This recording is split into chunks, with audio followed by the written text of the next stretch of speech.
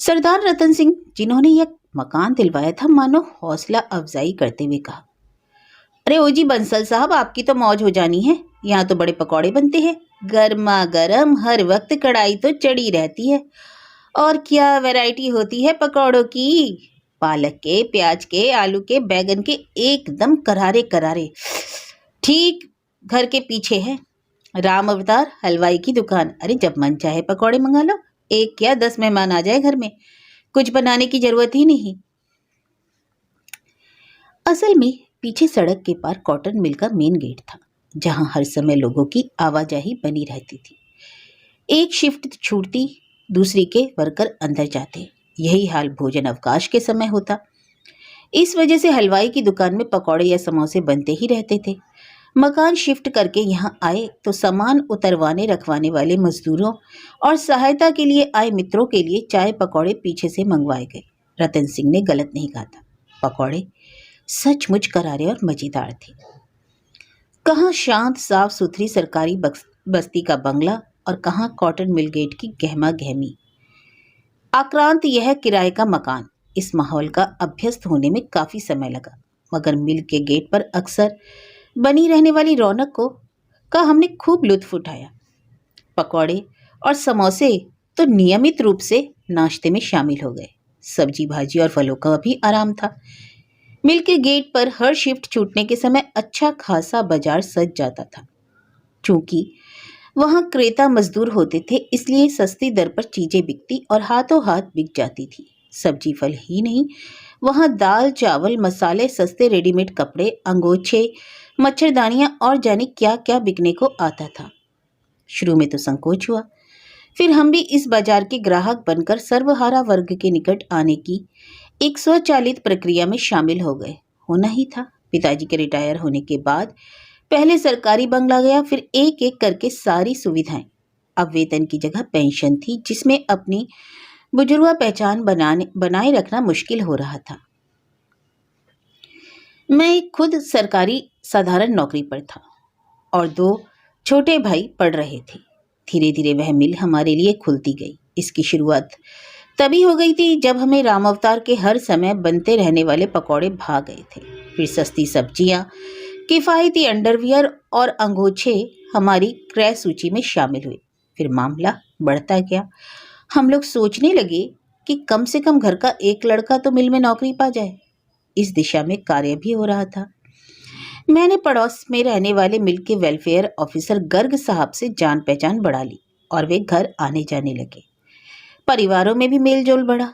बाद में एक दिन माँ ने बताया कि गर्ग साहब और उनकी पत्नी को अपनी कन्या के लिए मैं पसंद हूँ और मेरे छोटे भाई को बीएससी पास करते ही वे मिल्क में केमिस्ट की नौकरी दिलवा देंगे। अब जरा सोचिए, यह सब मकान के आने के 6 महीने के भीतर भीतर हो गया, एकदम किसी जादू की तरह। सच कहता हूँ, गर्ग साहब की कन्या तो मुझे प्रथम दृष्टि में ही पसंद आ गई थी। वह घर से कॉलेज जाने के लिए सिर झुकाए दुपट्टा लहराती निकलती और उसी तरह सिर झुकाए नजरें जमीन पर गड़ाए घर लौटती। माँ कहती, कितनी सुशील कन्या है, मगर शादी तभी करेंगे जब कम से कम एक लड़के को नौकरी पर लगवा देंगे। दान दहेज तो कुछ देंगे नहीं, और दे भी तो कहाँ से।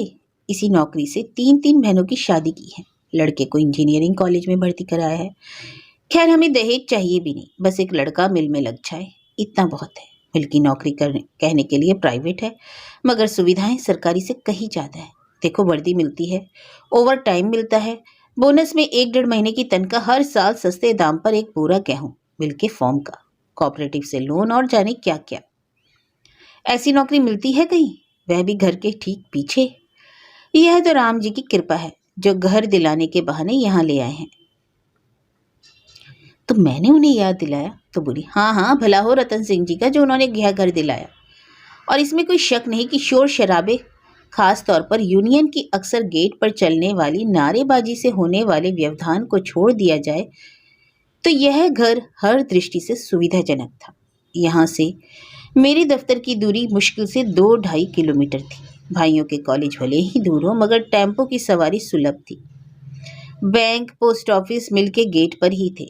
मजदूरों के चंदे से बना एक मंदिर एकदम बगल में था। छोटा मोटा बाजार तो वहाँ लगता ही था। हर नई फसल को जीन्स आसपास के गांवों से वहां साइकिलों पर लद कर बिकने के लिए आती थी। पहले कुछ दिनों अटपटा सा लगा और फिर मन वातावरण में रमने लगा। वहां शाम को जर्नल शिफ्ट छूटने पर लगने वाला बाजार और हर हफ्ते 10 दिन बाद होने वाली यूनियन की मीटिंगें खासी दिलचस्प होती थी। ऑफिस से आने के बाद अक्सर मैं पकौड़े लेने के बहाने वहां एक तमाशबीन की तरह पहुंच जाता था। कुछ देर बाजार में भाव ताव करता या ट्रेड यूनियन नेताओं के जोश भरे भाषण सुना करता। मिल से 2 दशक पुरानी लाल झंडे वाली जमी जमाई यूनियन थी, जिसे उखाड़ने के लिए सत्ताधारी दल की एक यूनियन मैदान में उतारी गई थी। उसे कोई गंभीरता से नहीं ले रहा था, मगर गहमा गहमी तो थी ही। ऐसी ही एक शाम को लौकी का तेल बेचने वाले कलंद से मेरी मुलाकात हुई। उसकी साइकिल के हैंडल पर एक तख्ती लगी थी जिस पर लिखा था, शुद्ध लौकी का तेल नकली साबित करने वाले को 5,000 रुपये इनाम। पहले पहल देखा तो मैं हैरान रह गया। मुझे मालूम नहीं था कि लौकी का तेल भी होता है। तीव्र उत्कंठा के मारे उसी से पूछ बैठा, क्या लौकी का भी तेल होता है? इस बेवकूफ़ी भरे प्रश्न से वह आहत हुआ होगा, नाराज भी। बोला, तो हम क्या साले हैं जो यहाँ बेचने के लिए खड़े हैं? उसको घेरे खड़े मजदूरों में से एक ने मुझ पर तरस खाकर कहा, बाबू, आप शहरी आदमी नहीं जानते कि लौकी का तेल कितना जो है ना फायदेमंद होता है। अरे गांव देहात में कौन डॉक्टर बैठा है का जो अध कपारी और तमाम खोपड़ी के मर्ज का इलाज जो है सो करेगा? तब लौकी का तेल ही ना जो है सो काम आता है। इधर जितना भी मजदूर भाई छुट्टी में गांव जाता है, बोतल 2 बोतल तेल लेकर जाता है। तेल वाला भी थोड़ा पसीजा। बाबू, ऐसा वैसा मत समझिए, मैं तेल सिर्फ एडवांस बुकिंग पर सप्लाई करता हूँ। अभी आप मांग लो तो दे नहीं पाऊंगा। लौकी का तेल निकलता ही कितना है? हाँ, नकली चाहे जितना भी ले लो। सीसा मऊ में जॉन मिलता है ना, आप बाबू लोग ही लेते हैं, क्या वैसली है? कई लोगों ने इस बात की ताकीद भी की। हाँ हाँ, तेल तो इनका असली है, पैसा भले ही ज़्यादा है सो ऐठते हैं। तब तक उसके एडवांस बुकिंग वाले ग्राहक आ गए और एक गंदे थैले में से चिकट बोतलें बाहर आने लगी। एक आदमी ने इशारे से मुझे पास बुलाकर कान में कहा, बाबू, कभी कभी जो है ना सो मर्द और औरत की गर्मी नीचे खल्लास होने के बजाय ऊपर चढ़ जाती है दिमाग में, तो आदमी जो है ना सो एकदम पगला जाता है। लोग समझते हैं कि ये जो है ना सो ऊपर की हवा है, मगर वो तो हवा नीचे की होती है, समझे ना?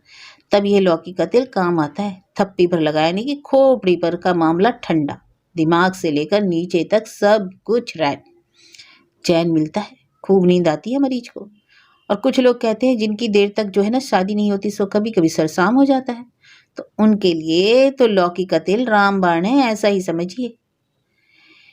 इस मूर्खतापूर्ण चर्चा में मैं कुछ और उलझता कि टेम्पो स्टैंड से सिर झुकाए हुए आती अपनी भाभी वाग्दत्ता दिखाई दी और मन कहां से कहां पहुंच गया। मिल पर धीरे धीरे श्रमिक अशांति के बादल मंडराने लगे। नई यूनियनों की मीटिंगों से भले ही मुट्ठी भर लोग जमा होते हैं, मगर उसके तेवर तीखे होते जा रहे थे। बोनस दशहरे से पहले बढ़ता था। पुरानी यूनियन 1.5 महीने के वेतन पर राजी थी, लेकिन नई यूनियन ने इसे नकार दिया और 2 महीने के बराबर बोनस की मांग को लेकर जोरदार मुहिम छेड़ दी। असल में सत्ताधारी पार्टी का एक तेज तर्रार युवा नेता इस काम के लिए मैदान में उतारा गया था। ना तो वह मिल में काम करता था, ना ही ट्रेड यूनियन की पृष्ठभूमि थी। हाँ, आत्मविश्वास गजब का था। उसने हड़ताल का नोटिस दिया तो यह भेद खुला कि नई यूनियन को गुपचुप मान्यता मिल चुकी है। पुरानी यूनियन ने इस मान्यता को चुनौती देते हुए याचिका दायर कर दी और श्रमायुक्त कार्यालय के सामने प्रदर्शन करने दल बल सहित गए, तो मैदान खाली पाकर वह युवा नेता मिल के गेट के सामने तंबू कनात लगाकर भूख हड़ताल पर बैठ गया।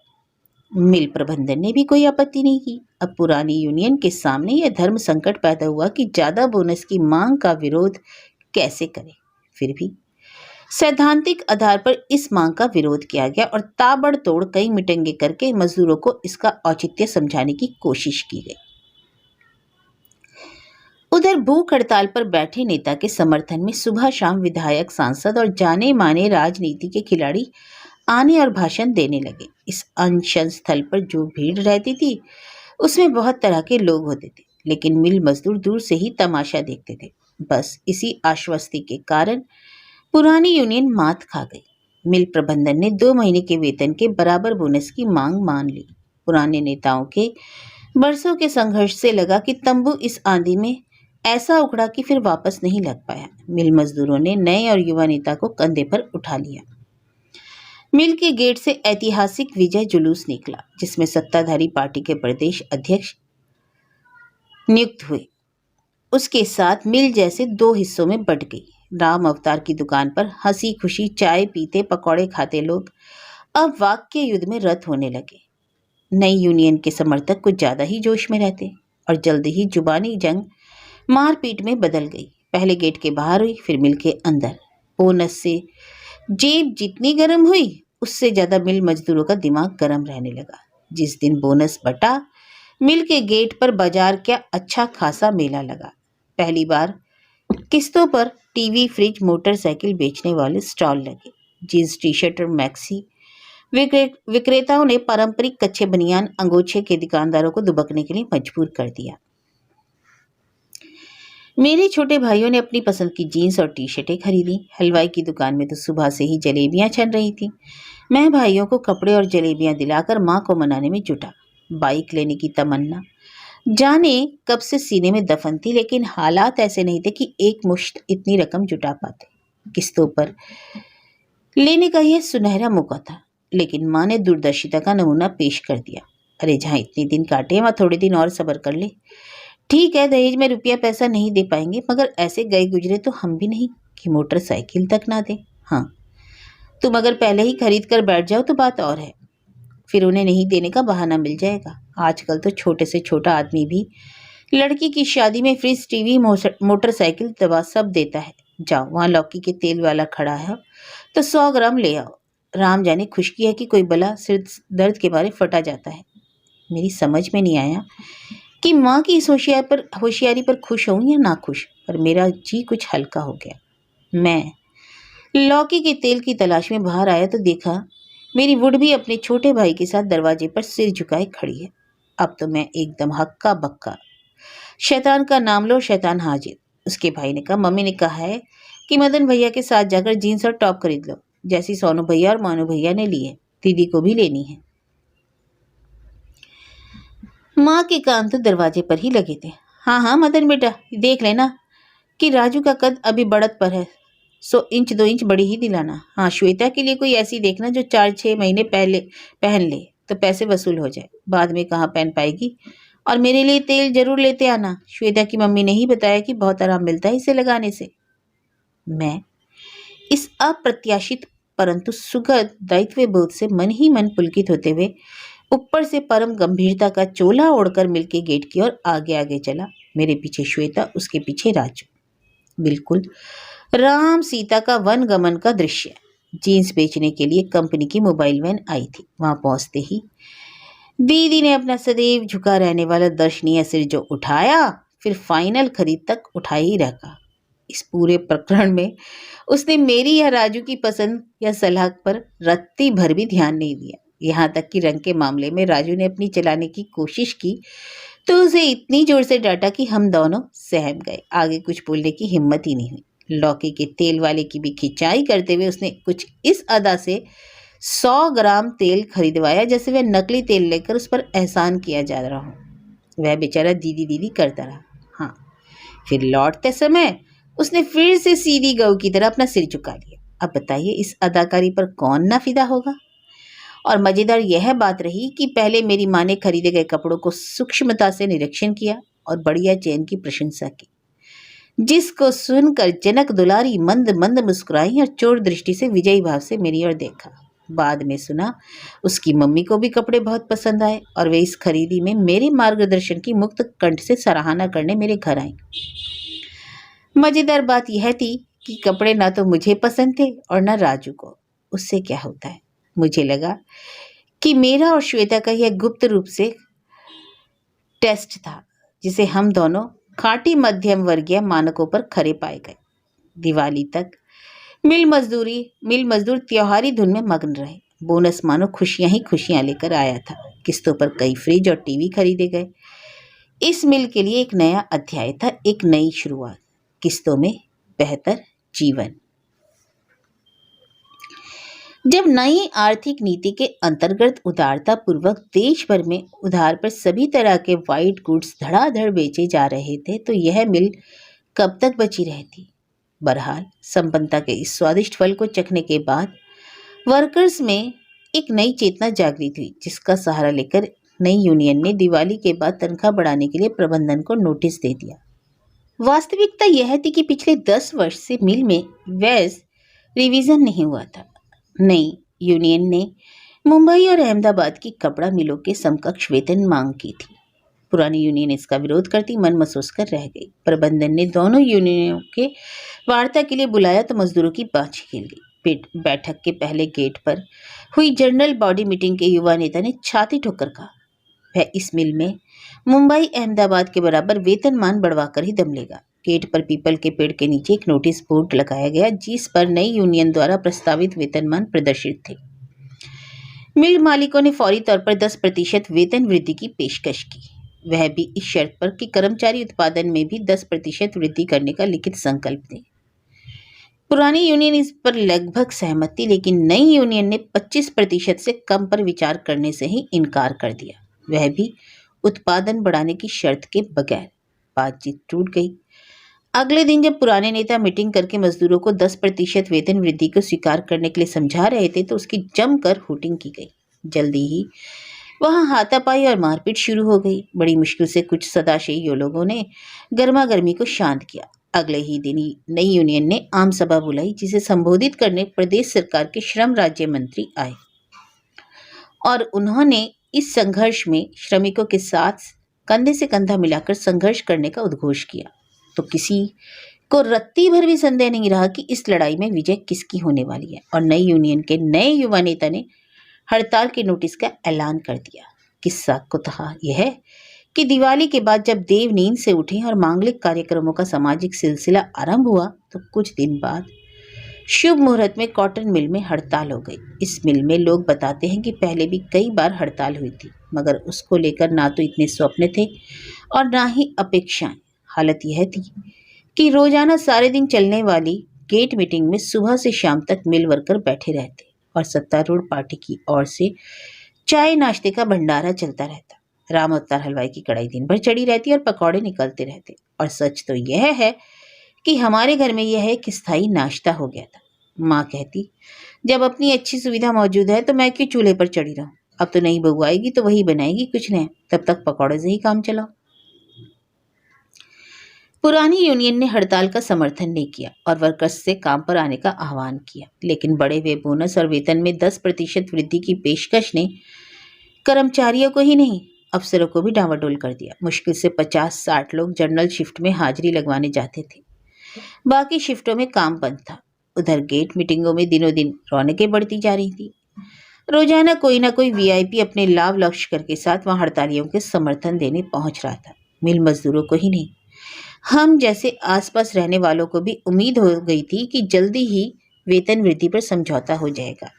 इन्हीं दिनों मौका देखकर गर्ग साहब ने एमएससी फाइनल में बैठने जा रहे मेरे छोटे भाई की एप्लीकेशन मिल में लगवा दी। उन्हें इस संबंध में चीफ केमिस्ट से पक्का आश्वासन मिल चुका था। माँ ने भी चुपचाप अपने विश्वसनीय दुलारे ज्वेलर्स के यहाँ आना जाना शुरू कर दिया। अभी इस संभावना पर नीतिगत दृष्टि से गोपनीयता का आवरण पड़ा था, इसलिए आस पड़ोस में किसी को कानो कान खबर नहीं लगी थी। हाँ, गर्ग कन्या कुछ ज्यादा ही सिर झुकाकर चलने लगी। गर्ग परिवार के बारे में सुना जाता था कि उन्होंने शादी की पूरी तैयारी पहले से ही कर रखी है, बस मिल में हालात सामान्य होने की प्रतीक्षा थी। वेतन वृद्धि हमेशा किसी पिछली तिथि में लागू होती है और अच्छा खासा एरियर मिला करता है। गर्ग साहब इन्हीं घटनाओं पर निगाह लगाए हुए होंगे। प्रदेश के श्रमायुक्त ने मिल प्रबंधन और यूनियनों की त्रिपक्षीय बैठक बुलाई और समझौते के लिए जोर डाला। मिल मालिकों ने हाथ खड़े कर दिए। उनकी बैलेंस शीट के हिसाब से मिल घाटे में चल रही थी और 10% से अधिक वृद्धि तभी संभव थी जबकि उत्पादन बढ़ाया जाए और सरकारी विभागों से कपड़े की आपूर्ति के ऑर्डर मिले। वे एडहॉक के रूप में भुगतान के लिए तैयार थे अगर उत्पादन बढ़ाने का करार हो जाए। नई यूनियन ने इस प्रस्ताव को पूरी तरह नकार दिया। अब वह 25% वृद्धि की मांग पर अड़ी रही। वार्ता विफल हो गई। तो पुरानी यूनियन ने काम पर आने और 10% एडहॉक की वृद्धि को स्वीकार करने की घोषणा कर दी, मगर मिल प्रबंधन नई यूनियन के बगैर किसी किस्म के समझौते के लिए तैयार नहीं थी। इस स्थिति ने अगले रोज मिल के गेट पर खून खराबे की भूमिका बना दी। दूसरे दिन सुबह शिफ्ट शुरू होने के समय पुरानी यूनियन के करीब 100-125 वर्कर अधिकारी अंदर जाने के लिए गेट पर पहुंचे तो उन्हें बलपूर्वक रोका गया। कुछ देर तक गर्मा गर्मी गाली गलौज होती रही तो थोड़ी देर बाद मारपीट में बदल गई और देखते ही देखते लाठी डंडे पत्थर चलने लगे। सुनियोजित ढंग से कुछ नेताओं और अफसरों को बुरी तरह पीटा गया। पुलिस के आने तक कई लोग घायल हो चुके थे, कुछ तो वहीं धाराशायी थे। स्थिति की गंभीरता को देखते हुए जिले के बड़े अधिकारी फौज फाटे के साथ पहुंचे। दोनों यूनियन और ऑफिसर एसोसिएशन की तरफ से एक दूसरे के खिलाफ रिपोर्ट दर्ज कराई गई। मिल के चीफ सिक्योरिटी ऑफिसर ने भी लिखित में रिपोर्ट दी और मिल की सुरक्षा की मांग की। घायलों को एम्बुलेंस में जिला अस्पताल भेजा गया और मिल के गेट पर पीएससी की 2 बटालियन लगा दी गई। दोपहर होते होते मैदान साफ हो गया और इस पूरी महाभारत के दौरान नई यूनियन का नया और युवा नेता किसी को भी नजर नहीं आया। रात को पुलिस जब उसे गिरफ्तार करने पहुंची तो वह फरार हो चुका था। बाद में पता चला उसने तो पहले से ही अदालत में अग्रिम जमानत ले रखी थी। खैर, नई पुरानी यूनियनों के 2 दर्जन से अधिक नेता रात में धर लिए गए। कई दिन बाद जब वे लौट कर आए तो खेल कब का खत्म हो चुका था। मिल मालिकों ने हिंसा, खून खराबे और लगातार बढ़ते घाटे को आधार बनाकर तालाबंदी घोषित कर दी, जिसके विरोध में यूनियन की आड़ में प्रदेश में 70 राजनीतिक दल ने संगठन स्तर पर मोर्चा संभाल लिया। मिल के गेट के सामने सड़क पार मैदान में जबरदस्त आंदोलन कई महीने चला, जिसमें श्रमिकों को ढांढस बंधाने स्वयं मुख्यमंत्री तक भी आए, मगर मिल मालिकों के कान पर जू नहीं रहेंगे। उन्हें राजधानी बुलाकर हड़काया गया तो वे सिर्फ 1 रुपए में सरकार को मिल बेचने के लिए तैयार हो गए, लेकिन कोई सरकार इस आफत को मोल लेने के लिए तैयार नहीं हुई, न केंद्र में न प्रदेश में। दोनों इसके पहले ही घाटे में चल रही मिलों का अधिग्रहण करके अपनी उंगलियां जला चुकी थी और बैठे बैठे कर्मचारियों को रुला रुला कर किसी तरह वेतन दे रही थी। कुछ को बैंकों से ऋण दिलवाकर उत्पादन शुरू करवाया, लेकिन कुशल प्रबंधन और नई तकनीक के अभाव में घाटा तथा बैंक का ब्याज निरंतर बढ़ते गए। ऐसे कई मिलों की कुर्की की नौबत आ चुकी। चूंकि तालाबंदी पुख्ता कानूनी आधार पर की गई थी, इसलिए पुरानी यूनियन इस अवैध करार जाने का मुकदमा हार गई।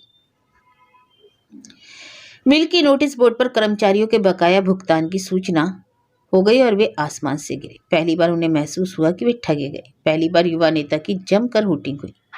उसने भी अपना ब्रह्मास्त्र निकाल लिया। वह अपनी पहुंच के एक प्रभावशाली केंद्रीय मंत्री के हाथ पैर जोड़कर गेट मीटिंग में ले आया। इस मीटिंग का इतना प्रचार किया गया कि मिल मजदूर ही नहीं, मीडिया और पार्टी संगठन के लोगों का भारी जमावड़ा हुआ। मंत्री महोदय तालाबंदी से बेरोजगार हो गए मजदूरों को मरणांतक स्थिति से बाहर निकालने का कारगर फार्मूला लेकर आए थे। उन्होंने मजदूरों का आह्वान किया कि सरकार के भरोसे रहने के बजाय वे प्रारंभिक पूंजी स्वयं जुटाएं, उनकी भविष्य निधि और ग्रेच्युटी का जितना भी पैसा है उसे शेयर लेने में लगाएं और स्वयं मालिक बनकर चलाएं। प्रदेश और केंद्र की सरकारें इसमें हर तरह की मदद करेगी। मंत्री जी के इस अनोखे प्रस्ताव पर तालियां तो बजी, मगर पुरानी यूनियनों के मजदूरों के बीच अपना खोया हुआ आधार वापस लेने का स्वर्णिम अवसर आखिर मिल ही गया उनको। पुरानी यूनियन के मिल वर्करों को कि पीएफ और ग्रेच्युटी पर डाका डालने की इस तथाकथित साजिश को लेकर ऐसा हंगामा मचाया कि नई यूनियन को जवाब देना मुश्किल हो गया। धीरे धीरे मजदूर बहुत सारे अपने गांव चले गए। यहाँ रहने का मतलब था बची कुची रकम से भी हाथ धोना। मिल खुलने की आशा क्षीण होती जा रही थी। सिक्योरिटी और कुछ जरूरी सेवाओं को छोड़कर बाकी सबकी छुट्टी हो गई। मुश्किल उन मजदूरों की थी जिनके पास वापस जाने के लिए कोई गांव नहीं था। उन्हें तो यहीं जीना मरना था। जिनके ऊपर मिल की नौकरी का मुलम्मा ज़्यादा नहीं चढ़ा था, उनमें से कुछ फुटपाथ या ठेके पर दुकान करने लगे तो कुछ रिक्शा किराए पर चलाने लगे। अब मिल खुले या बंद रहे, इनकी बला से जो लोग यह नहीं कर सकते थे वे रात दिन चिंता में डूबे मिल से मिले आखिरी भुगतान की रकम को धीरे धीरे कुछ इस तरह से खा रहे थे जैसे कोई गुनाह किए जा रहे हों। अफसरों ने भी इधर उधर नौकरी ढूंढना शुरू कर दिया। उनमें से जो टेक्निकल हैंड थे उन्हें तो मुश्किल नहीं थी, मगर गर्ग साहब जैसे कहाँ जाते। पूरे देश में एक एक करके मिल बंद होती जा रही थी तो श्रम कल्याण अधिकारियों का कल्याण होना टेढ़ी खीर थी। अब कुछ ना कुछ तो करना था। वे पुराने LLB थे, कुछ दिन वकालत भी की थी, सो घर बैठने की बजाय एक परिचित वकील बस्ती के बस्ते पर जाकर बैठने लगे। खाली से तो बेकार भली। हमारे घर में अब यह एक अप्रिय प्रसंग हो गया था। अव्वल तो कोई यह राग छेड़ता नहीं था, लेकिन अगर गलती से छेड़ ही दे तो माँ का मूड एकदम खराब हो जाता। उनका सिर दर्द से फटने लगता। दर्द से कराते हुए कहती, अरे वह लौकी के तेल वाला कहीं दिखाई नहीं दे रहा? दिखे तो जरूर ले आना, उससे बड़ा आराम मिलता है। कुछ महीने मिटेंगे भाषणबाजी और हवाई आश्वासनों के सहारे मिल के गेट पर तथाकथित संघर्ष चलता रहा। फिर जैसे टाई फिश, नई यूनियन के युवा नेता एकाएक विलुप्त हो गए। उन्हें कोई खोजना भी नहीं चाहता था। एक अपुष्ट हवाई यह थी कि मिल बंद कराने के लिए लाला ने उन्हें लाखों रुपए दिए थे। अचानक बोनस की मांग को लेकर वे युवा नेता आसमान से तो नहीं टपके थे, बाकायदा योजनाबद्ध ढंग से भेजे गए थे। आगामी चुनाव के लिए पार्टी को पैसा चाहिए था और मिल मालिकों को मिल की जमीन, जिसकी कीमत आसमान छू चुकी थी। दशकों पहले कौड़ियों के भाव ली गई जमीन अब सोने के अंडे देने वाली मुर्गी बन चुकी थी। देखिए, अफवाहें भी निराधार नहीं होती। जब मिल को चलवाने की खींचतान ठंडी पड़ गई थी तो एक दिन ट्रक भरकर PAC आ गई। कुछ लोग धरना देकर बैठ गए, लेकिन अंदर काम चलता रहा। नेताओं ने प्रतिज्ञा की कि मशीनें गेट से बाहर नहीं जाने देंगे। 2-3 दिन बाद मशीनें खुलकर वह टीम चली गई तो दीवारें गिराकर मलबा बनाने वाले मजदूर आ गए। अंदर तोड़फोड़ होती रही, बाहर धरना, और नतीजा यह है कि गेट से बाहर कुछ भी जा नहीं सका। मिल मालिकों को भी ऐसी जल्दी नहीं थी, उनका मकसद पूरा हो गया था। मिल का पूरी तरह संहार हो चुका था। मलबा तो कभी ना कभी निकल ही जाएगा। सच पूछा जाए तो कहना होगा कि इतनी बड़ी और चलती हुई अच्छी खासी मिल के बंद होने को किसी ने गंभीरता से नहीं लिया। जब तक बेआसरा हो गए मजदूरों ने, एक ने कर्ज में डूबकर आत्महत्या नहीं कर ली। उसकी मृतदेह को नेता लोग मिल के सामने रखकर धरने पर बैठ गए। एक बार फिर वातावरण में उत्तेजना व्याप्त हो गई। जिला प्रशासन सक्रिय हुआ और एक त्रिविपक्षीय वार्ता की भूमिका बनी। जिला अधिकारी ने अहेतुक कोष से पीड़ित परिवार को अनुग्रह राशि प्रदान किए जाने की घोषणा करके बलि का बकरा बने कामगार की अंत्येष्टि करवाई। त्रिपक्षीय वार्ता की खबर पाकर बहुत से लोग अपने अपने घर गांव से लौट आए। वार्ता ने मिल मालिकों ने मिल को फिर से 1 रुपए में हस्तांतरित करने का प्रस्ताव रखा, चाहे सरकार ले ले या मजदूर यूनियन। सरकार की ओर से पुनः सुझाव दिया गया कि सभी कर्मचारी और अधिकारी अपना अपना अंशदान देकर मिल को सहकारिता के आधार पर चलाएं। प्रशासन की ओर से सभी प्रकार की संभव सहायता दी जाएगी, यहाँ तक कि संचालन के प्रारंभिक वर्षों में बिक्री कर आदि में छूट भी दिलवाई जा सकती है। मगर उस वार्ता में शामिल तीनों पक्ष जानते थे कि चील के घोंसले में मांस नहीं बचा है। ज्यादातर मजदूर ही नहीं, अफसर भी PF और ग्रेच्युटी की राशि का बड़ा हिस्सा जिंदगी की निरंतर जलती भट्टी में झोंक चुके हैं। उसके बाद रह रहकर 3-4 आत्महत्याएं हुई, मगर अखबारी बयानबाजी और घड़ियाली आंसू बहाने के अलावा कुछ और नहीं हुआ। सही बात तो यह है कि कुछ भी हो सकता था। कुशल शिकारियों के एक मिले जुले दल ने पेशेवर हाँकने वालों को लगाकर आराम से ऊंची मचान पर सुरक्षित बैठकर अपनी विश्वसनीय बंदूकों से अचूक निशाना साधा था। इस कांटे का कोई उपाय नहीं था। हमेशा गुलजार रहने वाला मिल के गेट के सामने अब इक्के दुक्के बैठकबाजी राम अवतार की दुकान पर चाय के बहाने लगभग मातमी माहौल में कभी लाला को, कभी नेताओं को, तो कभी भाग्य को कोसते नजर आते। वह बड़ी कढ़ाई जिसमें हर समय पकौड़े बनते रहते थे, दुकान के सामने मंजी धुली पड़ी रहती। राम अवतार का धंधा ही नहीं, दिल भी बैठ गया था। जाने कितने लोग उधार खाकर भाग गए थे। जो नहीं भागे उनसे भी वसूली की कोई उम्मीद नहीं थी। एक दिन दुकान पर बैठे बैठे ही राम अवतार को दिल का दौरा पड़ा और वह हताशा की भयावह यंत्रणा से हमेशा के लिए छुटकारा पा गया। उसकी औरत का दारुण चित्कार उजड़े हुए दयार में देर तक गूंजता रहा। फिर कुछ दयानतदार लोग उसके अंतिम संस्कार के लिए चंदा जुटाने में लगे। माँ भले ही ऊपर से बेरुखी का आवरण ओढ़े रही, लेकिन अंदर से उनका दिल बहुत नरम था। जब गर्ग परिवार एकदम निश्चेत होकर बैठ गया तो उन्हें अखरने लगा। मिल बंद होने के बाद उन लोगों की तरफ से बराबर संकेत आते रहे कि इस आपदा में मांगलिक अनुष्ठान पर कोई फर्क नहीं पड़ेगा, यथाशक्ति डिसेंट मैरिज करेंगे। हाँ, अगर मिल चल जाती तो निश्चित रूप से सोने पर सुहागा होता। छोटे भाई की नौकरी के लिए गर्ग साहब ने पूरा जोर लगा दिया था, हो भी जाती। स्वभाव और परोक्ष रूप से की गई टिप्पणियों के माध्यम से यह जता दिया कि हम लोग तो दोनों तरह से ही नुकसान में रहे। बगैर दान दहेज के संबंध इसलिए मंजूर किया कि चलो एक लड़का ठौर ठिकाने से लग जाएगा। अब तो उससे भी गए। अब तो समझो जो करना है सेंत मेंत में करना है। आगे की कोई खास उम्मीद भी नहीं दिखाई देती। धीरे धीरे मामला ठंडा पड़ता गया और अवसाद की स्थिति पैदा हो गई। मुझे और पिताजी को यह न्यायोचित नहीं लगा, लेकिन यह पूरी तरह माँ के अधिकार क्षेत्र का विषय था। मिल मजदूरों के साथ हो रही दुर्भाग्यपूर्ण घटनाओं से माँ विचलित होती गई। अगर कोई मिल कर्मचारी ठेला लेकर कुछ बेचने आता तो बगैर भाव ताव किए सौदा खरीद लेती।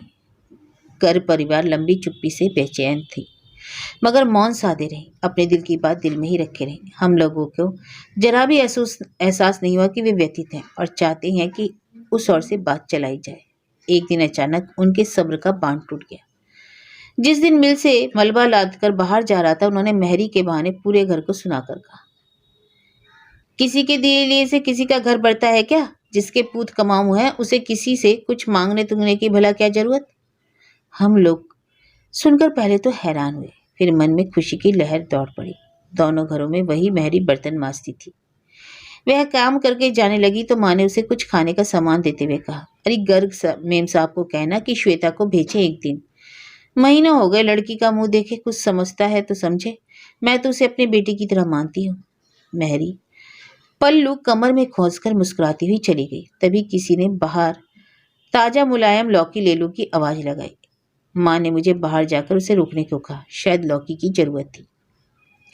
बाहर निकलकर मैंने साइकिल की कैरियर पर टोकरा लादे लौकी वाले को आवाज देकर बुलाया। उसका चेहरा देखकर हैरान रह गया। यह वही व्यक्ति था जो गेट पर लौकी का तेल बेचने आता था। मैंने पूछा तो हंसकर बोला, अरे मिल क्या बंद हुई, मेरा तो धंधा ही ठप हो गया।